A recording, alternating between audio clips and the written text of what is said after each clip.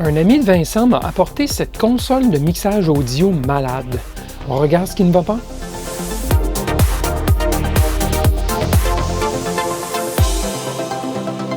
Bidouilleur, salut. Ouais, son ami Émile m'a proposé de regarder ce qui ne va pas avec sa console de mixage Mackie 1202 VLZ Pro. J'ai bien sûr vu un potentiel de vidéo de réparation. C'est ce que je vous présente aujourd'hui. Émile m'a aussi fourni une liste des bobos de la console, donc je ne pars pas à zéro dans le diagnostic. Malgré tout, ça risque de générer une vidéo un peu longue, compte tenu de la complexité de la console et du nombre élevé de troubles rapportés sur la liste. On regarde la console et la liste de plus près. Voici donc la console, la Mackie 1202 VLZ Pro. C'est une console à 12 voix, 12 canaux. En fait, c'est 4 canaux monophoniques, les 4 premiers, et 4 canaux stéréophoniques, les 4 suivants. Donc, au total, il y a 12 voix.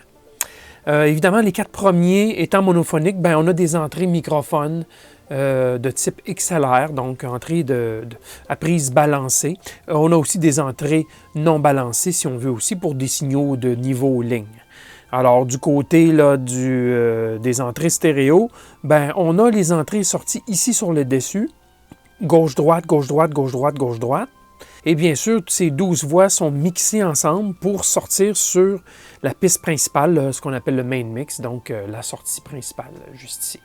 Il y a un vumètre qui nous donne une bonne idée du niveau sonore, car il y a quand même une quinzaine de DEL, au moins une douzaine de DEL en tout cas.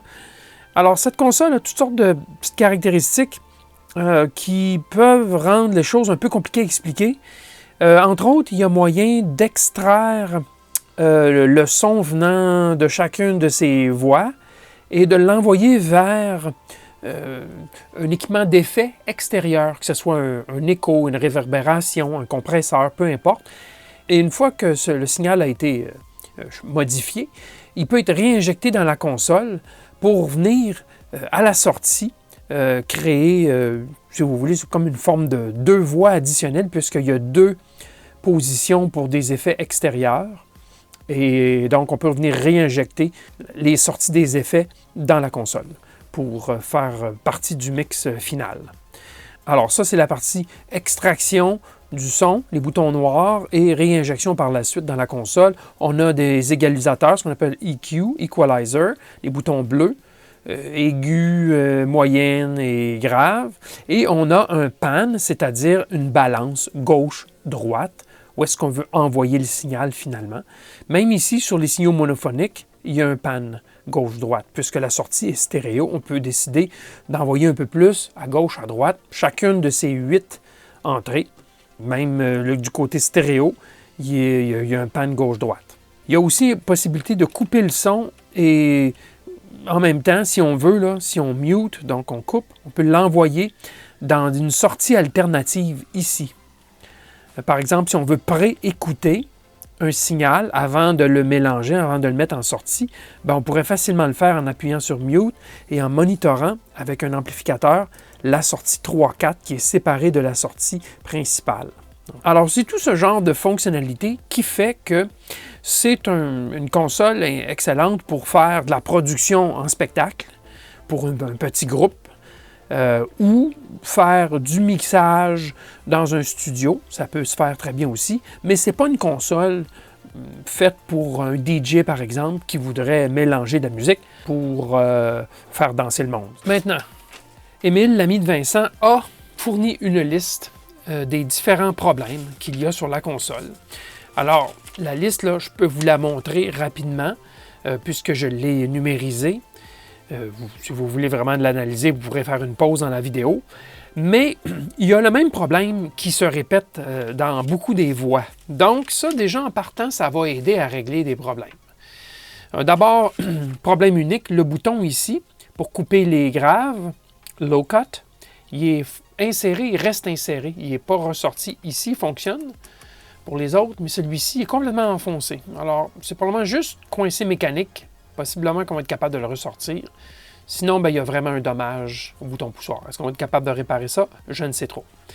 Pour les autres voix, au moins jusqu'à 4, bien, la sortie est intermittente selon la position du potentiomètre. Donc, c'est clair que ce que ça veut dire, c'est que les potentiomètres ici de sortie, qui nous font le mélange final vers la sortie principale, bien, ces potentiomètres sont probablement encrassés, ce qui fait qu'il y a de l'intermittence lorsqu'on on bouge le niveau. Alors, il dit aussi que le pan gauche-droite, ces boutons-là, même lorsqu'on le met centré, que la sortie n'est pas centrée ici sur la sortie principale. Et la façon qu'il a écrit, c'est que toutes les voies, 1, 2, 3, 4, 5, 6, 7, 8, 9, 10 et 11, 12, toutes les voies ont un pan non centré. Alors ça, ce que ça me dit, c'est que le problème, bien sûr, n'est pas individuel à chaque voie, mais bien sur le bus principal qui va en sortie, le bus stéréo, il doit y avoir, à mon avis, un problème sur un côté, soit le gauche, soit le droit. Ça pourrait être, par exemple, un condensateur de couplage entre les étages d'amplification. Ce condensateur pourrait avoir un chemin résistif, par exemple. Donc, commence à avoir un problème de conduction en CC, ce qui pourrait complètement débalancer le circuit d'amplification qui mène jusqu'à la sortie parce qu'il y a une composante CC qui vient s'injecter dans le circuit, qui vient débalancer le tout finalement. Alors, ça pourrait être un simple condensateur à quelque part, un condensateur de couplage. On ne parle pas de découplage ici pour l'alimentation, on parle de couplage, donc jonction entre les différents étages audio. Il pourrait y en avoir juste un ou plusieurs qui ont un petit problème. En le remplaçant, ça pourrait régler le problème. Écoutez, je fais des estimations de ce que ça pourrait être. Estimation que les potentiomètres sont encrassés. Estimation qu'à quelque part, soit du côté gauche, soit du côté droit, il ne nous a pas spécifié quel côté était favorisé ici, ou défavorisé. Ça pourrait être quelque chose dans le chemin gauche-droite. Bon, il nous parle aussi certaines voies, comme la voie ici, 5, 6, 7, 8, 9, 10 et 11, 12. Volume très bas. Donc, encore une fois, il y a quelque chose en commun sur les voies stéréo ici qui font que la sortie n'est pas avec une intensité suffisante, mais les 4 manifesteraient le problème. Et il nous parle du vumètre qui est incorrect. Donc, à droite, c'est incorrect par rapport à la sortie audio, par rapport au panning. Le vumètre semblerait montrer un débalancement. Ici, on nous dit aussi sur 5, 6, 7, 8, 9, 10, 11, 12. 5, 6, 7, 8 en fait. Ici et ici. Il nous dit perte du côté droit lorsque l'on change certains paramètres. Par exemple, le pre-fader solo. Il y a des boutons comme ici, pre-fader solo, qui permet de sélectionner juste une voix, donc voix solo. Alors, lorsqu'on joue avec ça, c'est intermittent, perte du côté droit. Donc, ça ressemble à des mauvais contacts sur les interrupteurs. Quant à moi, est-ce qu'il y a autre chose? Je ne sais pas. Donc, vous voyez qu'il y a quand même une combinaison de facteurs là, qui affectent toutes les voix. Il y a quelques petits problèmes qui sont uniques. Par exemple, l'interrupteur ici sur la voix 1. Je ne vous les nommerai pas, mais il y a quand même toute une série de choses qui fonctionnent bien. Les égalisateurs, ça fonctionne bien, et ainsi de suite. Alors, c'est un beau petit défi. L'autre chose à mentionner, c'est que démonter pour atteindre le circuit intérieur, ce n'est pas facile avec ce genre de console. Il va falloir retirer les vis qui sont ici. Il va falloir retirer tous les écrous sur tous ces jacks, ici, un quart de pouce. Il va falloir retirer tous les boutons ici. Il y en a quoi? Il y en a 6 fois 8. Il y a 48 boutons à retirer, plus ceux-ci, plus tous ceux-ci, une dizaine d'autres. Donc, ça, il faut les retirer à la main. Il y a des vis à retirer ici pour pouvoir retirer la plaquette en dessous. Autrement dit, c'est un gros travail d'atteindre l'intérieur, mais on n'a comme pas le choix. On ne peut rien faire à partir d'ici sur le dessus.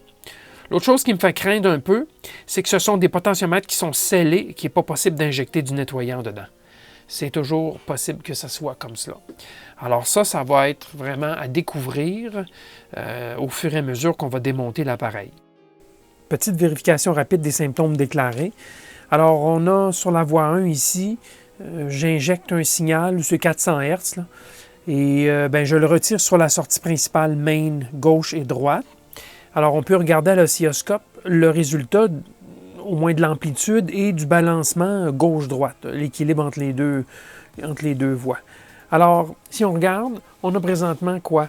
530, 526, vous voyez en bas à gauche, le canal droit est en vert, le canal gauche est en jaune. Et là, 4 millivolts là, sur 500, on peut dire que c'est égal, gauche-droite. Et il ne manque pas le gain. Là, on peut monter à plus d'1 volt RMS en sortie, sur la sortie à partir de ce signal. Et vous voyez aussi que la sensibilité ici, donc le gain d'entrée, est même vraiment pas à son minimum. Alors, la voie 1, je pense qu'elle est bien correcte. Par contre, vous noterez ici, effectivement, le vumètre n'indique pas égal. Et vous allez voir que ça va être comme ça tout le long des mesures. Le vumètre est décalé. La voie droite est plus basse que la voie gauche. Et des fois, c'est pire que cela. Vous allez voir, il y a des fois, parfois, 2 LED de différence. Alors, si je passe à la deuxième voie, alors à l'oscilloscope, on a quoi? 5,94, 5,96. On peut dire que c'est égal. Vous voyez là, si je peux vraiment fermer complètement si je m'en vais à gauche, fermer complètement si je m'en vais à droite, et donc revenir au centre et sur la détente, puisqu'il y a une petite encoche ici, et on voit là que ça revient, c'est égal. Donc 5,94, 5,96, c'est essentiellement égal. J'ai noté que les potentiomètres sont sales.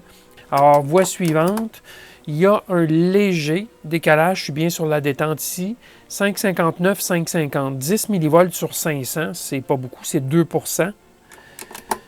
Par contre, ici, la voie 4, on a 4,33 et 4,22, donc 11 sur 400. Je peux monter le gain un peu plus, là. Donc, on a quoi? 6,79, 6,90, donc 10 sur 600. C'est pas beaucoup, encore une fois. Effectivement, gauche-droite, l'erreur n'est vraiment pas grande. Toujours décalé ici. Ce que Émile nous disait, c'est que les sorties sont intermittentes en fonction des ajustements de panne. Et ça, c'est vraiment problème de potentiomètre sale. Et il disait bien sûr que le pan n'est pas centré. C'est là un petit peu où j'ai un petit peu de difficulté à comprendre. Pas centré, ça veut dire est-ce qu'il entend la différence entre... 1 ou 2 % de différence entre le canal gauche-droite. J'ai jamais fait l'essai pour voir si est-ce que ça s'entend, là, mais mon avis, c'est vraiment pas beaucoup. Bon, alors, léger décalage, parfois, j'ai noté, parfois il y a un petit peu plus que 10, là, j'ai déjà vu 15 et 20. On va aller au canal suivant, c'est-à-dire le 5-6. Donc, j'injecte ici, et c'est deux canaux séparés, finalement, 5 et 6, gauche-droite. Le 5-6, là, d'après ce qu'il avait déclaré, c'est que le volume était très bas, le pan n'était pas centré, et lorsqu'on changeait certains paramètres, on perdait le canal droit. Donc, moi, je ne vois pas le problème sur 5-6. Ici, il n'y a pas d'ajustement de trim. Il n'y a pas d'ampli additionnel là, en entrée, puisque ce n'est pas des entrées microphones. Mais la voie 5-6, moi, je ne vois pas de problème.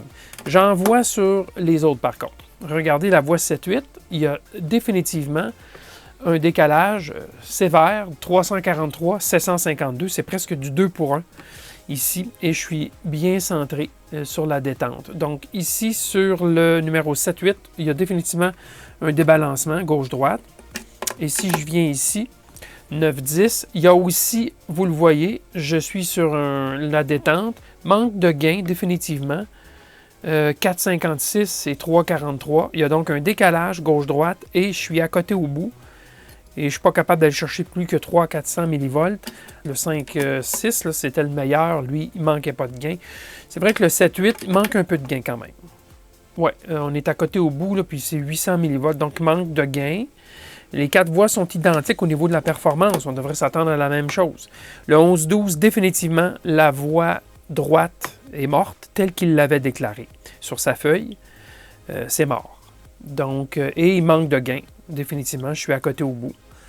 Donc, on a toutes sortes de petits problèmes, et évidemment, je vous l'ai dit, le vumètre, là, peu importe là, que vous y mettiez du gain ou pas, c'est décalé. C'est décalé gauche-droite, c'est-à-dire le droit est toujours plus bas.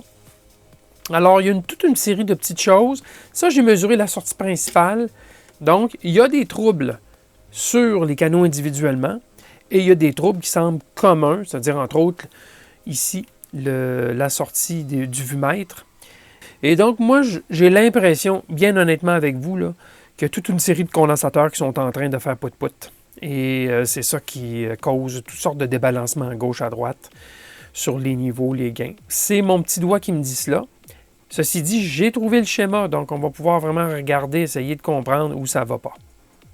Pour débuter le démontage, j'ai tourné l'unité à l'envers et qu'est-ce que je vois ici? Je vois que l'unité, c'est marqué 100 volts.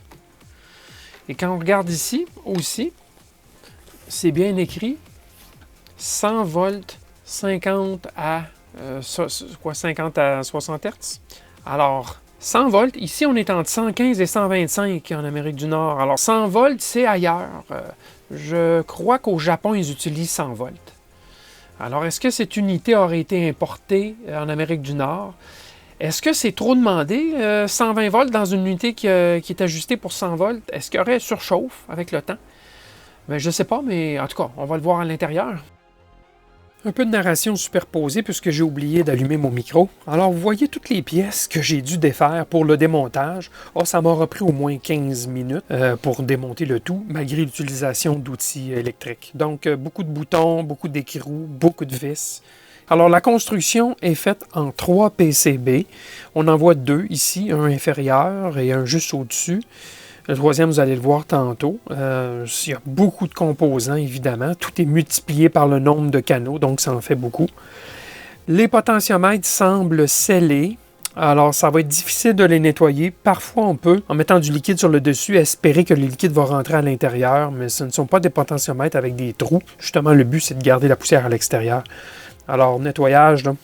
Alors, le bouton qui était coincé sur le canal 1, il est décoincé. Il fonctionne très bien, il n'y a pas de problème, même chose que les autres. Il était simplement poussé en dessous de la plaque frontale. Alors, ça, c'est réglé. Il y a des boules de mousse, il y a de la mousse autour des axes là, de potentiomètre. Donc, c'est une console qui a été exposée à passablement de poussière. Je ne sais pas si elle a eu la vie dure dans des clubs de nuit. Et ici, je vous montre le troisième PCB qui est celui à l'arrière, pour tout ce qui est entrée-sortie à l'arrière. Alors voilà, ça fait le tour de la construction. Maintenant, je vais sonder pour essayer de trouver les problèmes. Débutons avec, à mon avis, ce qui est le plus facile, c'est le canal 11-12. On avait vu que le canal 11-12, le côté droit ne fonctionnait pas. Bien, c'est bien ce que je vois ici. Le côté gauche n'est pas très fort non plus. Hein. Tout est au maximum sur les gains, là. Et j'ai un signal, mais c'est vraiment pas fort. Et côté droit, c'est négligeable là, comme signal. Donc, on va aller fouiller sur les canaux 11-12. Canal 11-12, dont le circuit est assez linéaire. On a ici la gauche et la droite. Donc, l'entrée des jacks sur le panneau. Et ici, le main left and main right, c'est le bus principal qui s'en va sur la sortie. Alors, on a plusieurs amplis opérationnels. 1, 2, 3, donc 3 étages d'amplification sur chacun des deux côtés. Et ces étages sont reliés avec des condensateurs électrolytiques. Par exemple ici, C125, 47 microfarad, 25 volts. Alors c'est un condensateur qui permet de passer l'audio mais bloquer la tension CC. C'est le but des condensateurs de couplage. Alors on en a un ici. Et si on continue dans le circuit un petit peu plus loin, on en a un deuxième ici, C284. Et si on continue un petit peu plus loin, on en a un troisième ici, C198. Et il y en a même un quatrième ici, C381. Ça, c'est le côté droit, le côté gauche. Donc, on va sonder ces condensateurs, on va les vérifier. Parce que ce qu'on a vu, c'est qu'il n'y a pas de gain ici. Et il y a un peu de gain ici, mais il en manque définitivement. On va sonder ces condensateurs-là pour voir en quel état ils sont. C'est la première chose, moi, que je ferais. Parce que les condensateurs électrolytiques dans un boîtier qui s'échauffe depuis 20 ans, moi, c'est ce que je suspecte en premier. Et pour m'aider dans le repérage des pièces, bien, Dieu merci, on nous fournit l'emplacement des pièces avec leur désignation sur les deux plaquettes. Donc, ça va être plus facile de les repérer. Bon, alors on va mesurer le ESR de quelques condensateurs là, sur le côté droit du canal. Donc, c'est le 12, le 11-12. Alors, il y en a un, C125, qui est localisé sous la plaquette d'alimentation, qui devient très chaude. Je vais vous le dire, on ne peut pas laisser nos doigts dessus tellement que c'est chaud. Et c'est ça. Regardez la décoloration due à la chaleur. Et ça semble être pire vis-à-vis les deux régulateurs de tension. Donc, le transfert de chaleur se fait. Mais c'est très foncé, ce qui indique que... ouais, ça indique que ça a eu chaud, ce système. Et peut-être qu'effectivement, un condensateur placé juste en dessous, ici, là, le C125 va être mauvais. Alors, avant de le mesurer, je vais en mesurer quelques-uns ici qui sont sur l'alimentation. Pour nous donner quand même une idée, là, bon, on a 5 ohms, alors j'ai bien fait un 0, c'est bon. Donc, on a environ 5 ohms ici, sur un des condensateurs. Le suivant, qu'est-ce qu'on a? 3, 4, 3. En voici un autre. 3 aussi. Donc, c'est dans les quelques ohms pour les condensateurs de 47 microfarad 25 volts. Ça me semble un petit peu élevé, là, mais disons, c'est pas la panique. C'est quand même raisonnable. Alors, C125 se trouve juste ici. Et qu'est-ce qu'on mesure? Oh boy! OK. On mesure rien. Donc, c'est dans les centaines d'ohms ou plus. OK? Ou plus. Ça veut dire que le condensateur ne travaille tout simplement plus. Ce n'est plus un condensateur. Sa résistance interne est rendue trop élevée. Et donc, il ne fait plus son travail de condensateur, donc pour passer, dans ce cas-ci, du couplage audio. Alors, je vais en vérifier un autre sur la voie 8.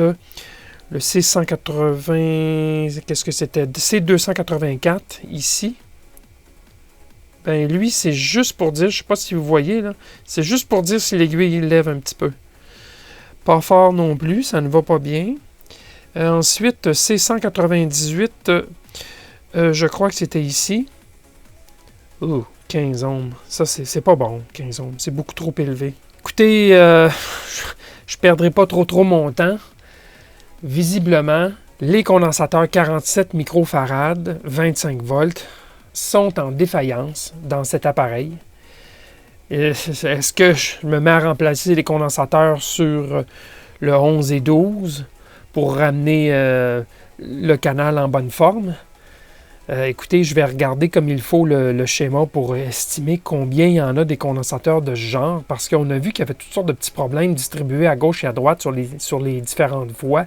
Les niveaux sont inégaux entre la gauche et la droite, des problèmes de ce genre. Alors, est-ce que ça pourrait signifier qu'il y a plusieurs condensateurs de 47 microfarad 25 volts qui sont en défaillance? Possiblement. Alors, je vais regarder combien il y en a. D'abord, je vais tourner la plaquette. Donc, ça va nous donner une idée. Juste à l'œil.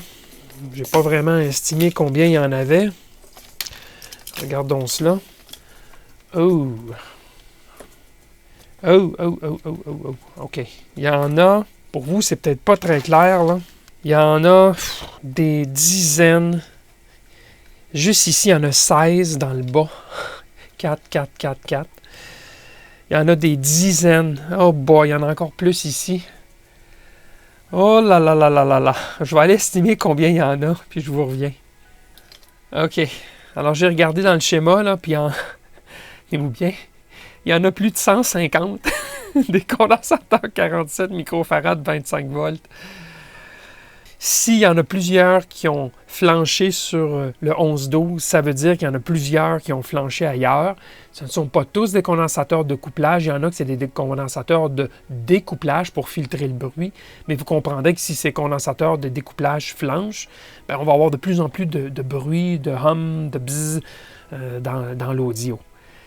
Mais beaucoup de leurs condensateurs servent à coupler les différents étages d'amplification. Et donc, c'est une console qui est vouée à avoir des défaillances qui vont aller en augmentant avec le temps. Et j'ai une théorie, étant donné que le système a eu très chaud, très chaud, on l'a vu ici, et c'est très chaud. Moi, je crois que c'est peut-être l'excédent de chaleur dans l'intérieur qui a fait le problème. Et vous vous rappelez, au début, je vous ai dit que cette unité était filée, était construite pour du 100 volts AC et qu'on lui mettait du 120-125 volts ici, de secteur. Alors moi, je crois que cette unité a surchauffé Donc, génère un excédent de chaleur à l'intérieur, ce qui a peut-être accéléré le vieillissement des condensateurs qui sont des 85 Celsius. Alors, ce ne sont pas des condensateurs exceptionnels, là, comme des 105 Celsius ou plus. Ce sont des condensateurs de grade normal au niveau de la température.